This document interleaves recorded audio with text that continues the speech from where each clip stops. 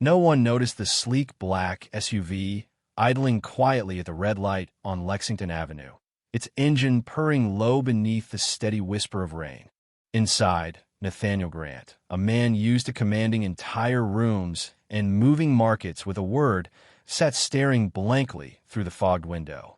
A deluge of tension from a high-stakes board meeting still clung to his shoulders like a damp coat, but his thoughts weren't with quarterly projections or merger outlines. They were with a woman on the sidewalk, a woman he hadn't seen in nearly a decade. Her hair was damp and clung to her cheeks.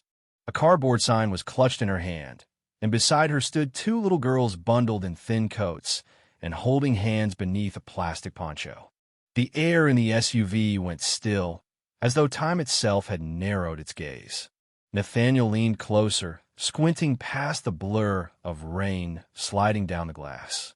It couldn't be, but it was Delilah Rhodes. His Delilah. She looked older, more fragile in some ways, but also steadier, as though weathered by storms he hadn't been there to witness. Her expression was drawn, but her eyes still held that quiet fire he remembered. And then he saw it, the jade pendant hanging around one of the girls' necks. A simple leaf, pale green, glinting softly under the streetlight. The same necklace he had given Delilah the night they'd had their final fight. The same night she disappeared without a word. Nathaniel's breath hitched. The driver, Malcolm, glanced up in the rearview mirror. "Something wrong, sir?" Nathaniel didn't answer. His hand hovered near the door handle. His mouth opened but failed to produce sound. The SUV started rolling as the light turned green. "Stop the car," he said hoarsely. "Sir, stop. Now." The tires squealed slightly as Malcolm pulled over. Nathaniel threw the door open and stepped into the rain, already searching the thinning sidewalk. But the space Delilah had occupied seconds earlier was empty. Panic surged through him. He broke into a jog, his Italian leather shoes quickly soaked through. And then there, a flash of jade bobbing beneath a child's coat. He followed the shape, weaving through crowds, his coat clinging to him like a second skin. "Delilah!" he called before his mind could stop him. She froze. The girls flinched, holding her closer. Slowly, she turned. Their eyes locked. "Nathaniel," she said, barely audible, but he heard her. Through the storm, through the noise of everything they'd left unsaid. "What are you doing here?" he asked. She blinked. "I could ask you the same." He took a tentative step forward. "I didn't know you were in the city. I didn't know you were." He trailed off. What could he say? That he was stunned to find her on a corner, holding a sign that pleaded for help? That he was crushed seeing her daughters standing beside her? "I wasn't planning on being found," she said, her voice even but tired. Nathaniel looked at the girls. They were maybe 6, maybe 7. He saw the same sharp eyes he'd seen in the mirror 1,000 times. "Can we talk? Just for a minute?" Delilah looked at the sky. The rain had soaked them all. "There's a diner 2 blocks down. I need to get them fed." "I'll come," Nathaniel said quickly. "No handouts," she warned. "Just conversation." The girls were quiet as they walked. Nathaniel stayed a step behind, unsure if he belonged in that little line of 3. Inside the diner, they slid into a booth.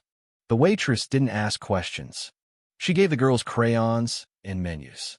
Delilah ordered grilled cheese and milk for them. Just coffee for herself. Nathaniel didn't eat. He watched.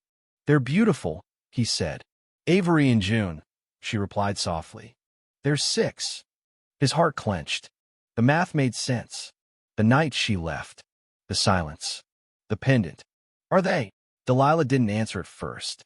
Her fingers circled the rim of her mug. "You were in Tokyo," she said finally. "I left 3 messages." Nathaniel remembered the assistant he'd once proudly called his firewall. Ruthless. Efficient. And now, a barrier that cost him 6 years. "I never got them," he whispered. "I figured," she replied. "After a while, I stopped trying." The girls drew pictures. One of Thema crude stick figure family with 4 people. "I want to know the truth," Nathaniel said. "I want to test. Not because I doubt you, but because I need to know how to move forward." Delilah looked at him long and hard. "Fine. But no paper will teach you how to be their father." He nodded. "Then I'll learn." Days passed in a haze of waiting.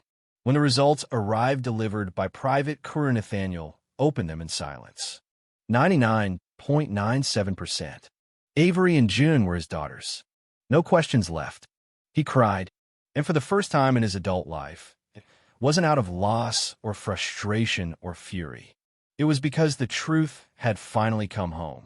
Because he had missed every moment and still had a chance for the ones to come. He met them again at the park. No assistants, no business attire.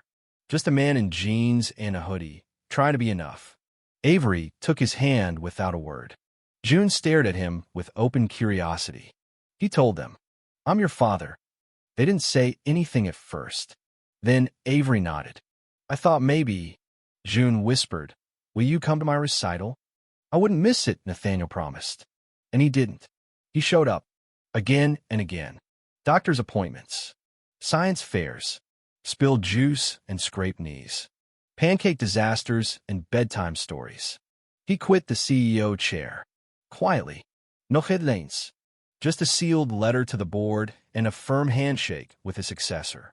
He traded meetings for morning drop-offs, financial forecasts for glitter glue and glittery backpacks. The man who once measured his worth in shares and capital gains now measured it in smiles and sleepy hugs. He fought through doubts, faced off with the partner who forged custody documents to protect the firm, fired him, cleaned house, set new standards. He stood on the front lawn of Delilah's duplex watching Avery and June chase bubbles, a slice of cake in one hand and an iced tea in the other, and knew this was wealth. This was legacy. This was what he should have chosen all along. And when June stood on stage at her play and spotted him, her voice rang out with joy. "Daddy, you came."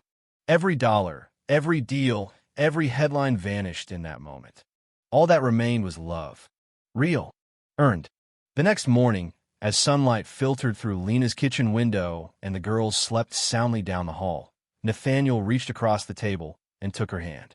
"Whatever comes next," he said, "I'll keep choosing this. I'll keep choosing us." Delilah looked at him for a long time before quietly lacing her fingers in his. Outside, the city stirred. Inside, a family was whole.